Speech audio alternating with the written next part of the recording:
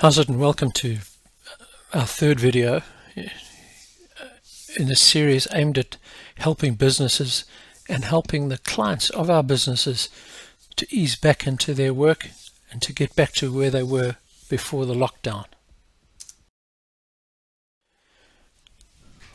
We're putting together as many resources as we possibly can that will help people ramp their businesses up, work more efficiently, and get better results.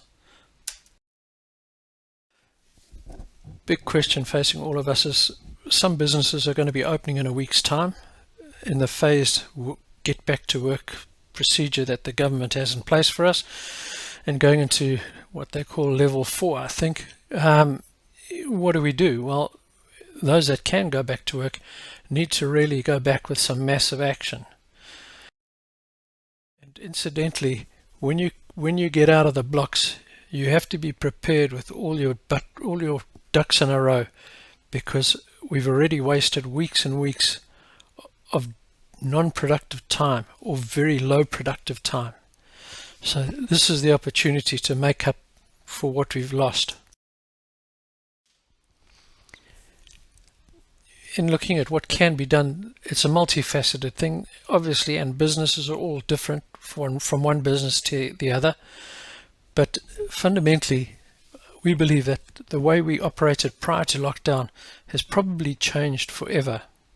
Ourselves and the people around us, our competitors, our prospects and our clients have all had an experience where they've had to take advantage of digital, web-based, internet-based technology to get by, whether it be home teaching for their kids or keeping up to speed with what work can be done in the office as a remote employee.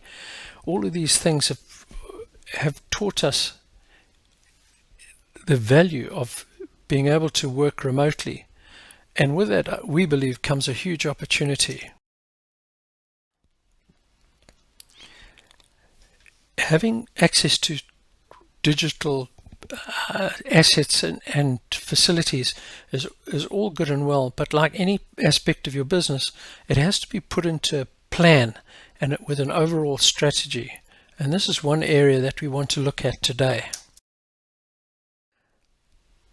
All of us doing our jobs, whether we're in a service, manufacturing, people business, engine business, health business, whatever it is, we tend to be very good at what we do, in actual fact, related to our work. However, what we need, if you're a mechanic, you need broken engines. If you're a builder, you need empty plots of ground with somebody who wants to build there. If you're a retailer, you need feet across your door. And so it goes on. The list is endless. We need to have our prospect, whoever and whatever that prospect is, to find us. And there lies the rub. All of us are willing to work, but it's actually getting the stuff to work with that is the big problem. Trying to drive business by employing more people is a bit like trying to pull yourself up in a bucket when you're standing inside the bucket. You get a feeling of doing a lot, and there's a lot of energy expended, but is it the most efficient way of doing things? And to keep things in their simplest form, no matter what you're doing, whether it's sewing lessons, gym, motor mechanics, life assurance, or whatever it is you take to the market, ultimately it's along that chain. There has to be some sales that are made, and sales are made by people to people. To get sales of any description, what you need is traffic, calls and inquiries, foot traffic and walk-ins, and orders. And a combination of these things will eventually end in a prospect going through your sales funnel until he comes out the other end and you have a sale, which is good for your business. Speaking of the old paradigm that we all had prior to lockdown, didn't include a lot of the technology which we were forced to be exposed to during the lockdown. Now here's the thing, is if that technology is around, and it's certainly being fine-tuned by all the providers as we speak, and in fact some of the webinars and seminar suppliers were actually making changes and upgrading their product almost on the hoof during this period of lockdown. Going forward, it's unlikely this is going to stop. But here's the beauty for all of us. We now understand, and if we didn't before, we certainly do now.